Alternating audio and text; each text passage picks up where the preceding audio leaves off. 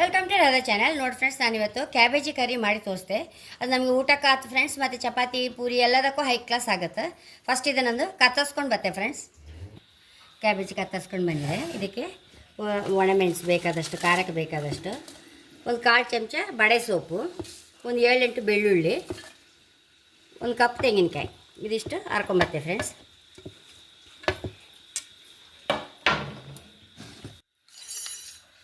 ಎರಡು ಟೇಬಲ್ ಚಮಚ ಎಣ್ಣೆ ಹಾಕೊಂಬ. ಫ್ರೆಂಡ್ಸ್, ಸಾಸಿವೆ ಹಾಕಂತ ಇದ್ದೆ. ಇವನ್ನೆಲ್ಲ ಹಾಕೊಂಬ. ಒಂದೆರಡು ನೀರಲ್ಲಿ ಕತ್ತರಿಸಿದ ಹಾಕಂತ ಇದ್ದೆ.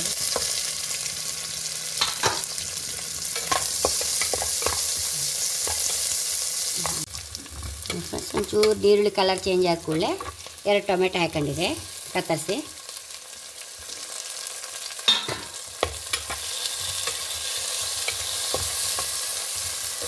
ಫ್ರೆಂಡ್ಸ್, ಈ ಟೈಮಲ್ಲೇ ಒಂದು ತುಂಡು ಚಕ್ಕೆ, 2 ಲವಂಗ ಹಾಕಂತ ಇದ್ದೆ.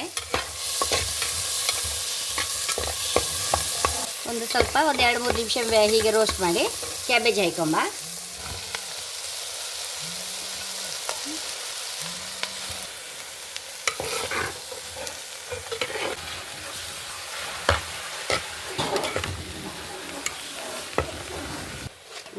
ಚೂರು ಅರಿಶಿನ, ರುಚಿಗೆ ತಕ್ಕಷ್ಟು.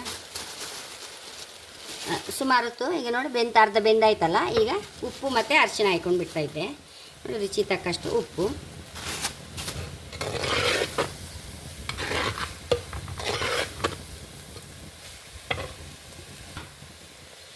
ಫ್ರೆಂಡ್ಸ್, ಮಿಕ್ಸಿಯಲ್ಲಿ ಹರ್ಕೊಂಡು ಬಂದ ಮಸಾಲೆ ಸಹ ಹಾಕ್ತಾಯಿದ್ದೆ.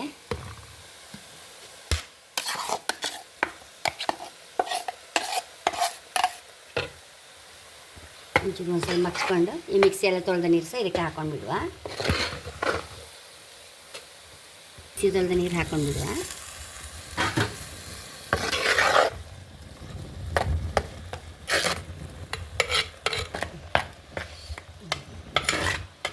ಫ್ರೆಂಡ್ಸ್, ಒಂದು ಸ್ವಲ್ಪ ಹೊತ್ತು ಮುಚ್ಚಿಟ್ಕೊಂಡು ಬಿಡುವ.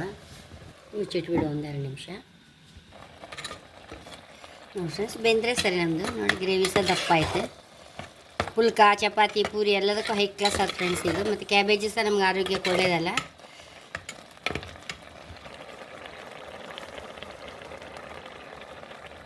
ಫ್ರೆಂಡ್ಸ್, ಆಫ್ ಮಾಡ್ತಾ ಇದ್ದೆ. ಬೆಂದಾಯ್ತು. ಬೌಲಿಗೆ ಟ್ರಾನ್ಸ್ಫರ್ ಮಾಡುವ.